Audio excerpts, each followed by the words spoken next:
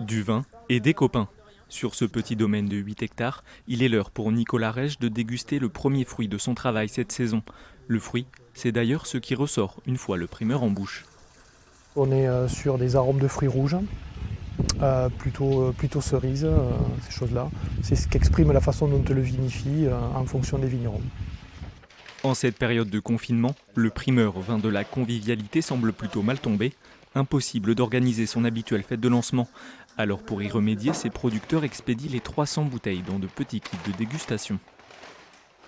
Là, on a déjà beaucoup de commandes en fait sur ce kit primeur, donc c'est bien aussi la preuve que les gens sont en recherche de ce type d'initiative.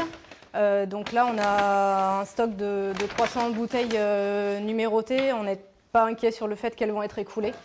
Des bouteilles limitées, décorées pour l'occasion. L'illustration est signée Philippe Sternis, dessinateur de bande dessinée. Il nous a fait une étiquette qui était bien aussi dans l'esprit, c'est sympa, c'est frais, ça correspond bien au moment du primeur.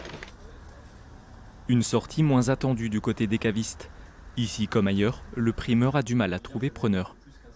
Ces dernières années, la sortie des Gaillac primeurs ou des Beaujolais nouveaux a un petit peu baissé. Même les confrères cavistes qui sont là depuis très longtemps, les volumes ont vraiment diminué ces dernières années au niveau des ventes, quoi.